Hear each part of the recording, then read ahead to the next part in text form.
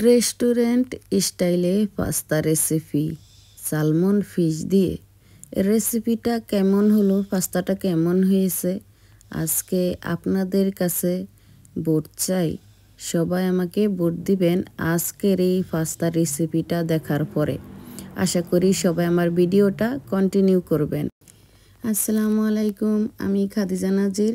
আজকের রেসিপিটা কুক করেছেন mister Rafel Ahmed, my husband. আমার হাজব্যান্ড ফ্রাই প্যান গরম করে অল্প পরিমাণে একটু তেল অ্যাড করেছে। এই গরম তেলের ভিতরে রসুন অ্যাড করে ফ্রাই করে ব্রাউন কালার করে নিচ্ছে। তারপরে অল্প পরিমাণে ব্ল্যাক পেপার দিয়ে দিবে, গোলমরিচের গুঁড়া জাস্ট গ্রানের জন্য। ফ্রাই করা হয়ে গেলে এখন সানরাইজ টমেটো অ্যাড করে দিবে। সানরাইজ টমেটোর এই পাস্তা রেসিপিটা আমি আমার হাজব্যান্ডের কাছ থেকে শিখে নিচ্ছি। আমার এই পাস্তাটা অনেক ভালো লেগেছে, আশা করছি আপনাদের কাছেও ভালো লাগবে।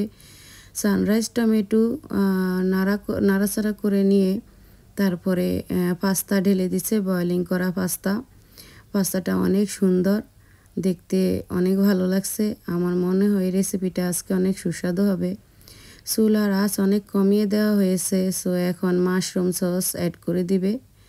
মাশরুম সসের পাস্তা আমি আর কখনো খাইনি, কারণ আমি পাস্তাই পছন্দ করি না। আমি পাস্তা খাওয়ার আমার এত হ্যাবিট না। আমি অলওয়েজ রান্না করি আমার বাচ্চাদের জন্য। সো আজকের যে রেসিপিটা আমি এটা মন দিয়ে শিখে নিচ্ছি, যেন এটা আমি ফিউচারে আমার কাজে লাগাতে পারি। এই টেকনিকটা অসাধারণ একটা পাস্তা রেসিপির টেকনিক আমার হাজব্যান্ড আজকে আমাকে শেখালো। সো আশা করি আপনারও আইডিয়াটা কাজে লাগাবেন। ফ্রাই করা যে সালমন ফিশ হাত দিয়ে টুকরো করে নেওয়া হয়েছে।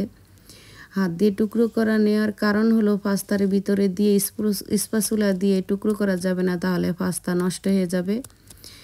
আর এখন পাস্তার ভিতরে সালমন ফিশ নেড়ে মিক্স করে উপরে দিয়ে চিজ দিয়ে দেওয়া হচ্ছে। চিজ দিলে তো পাস্তাটা আরও সুস্বাদু হবে।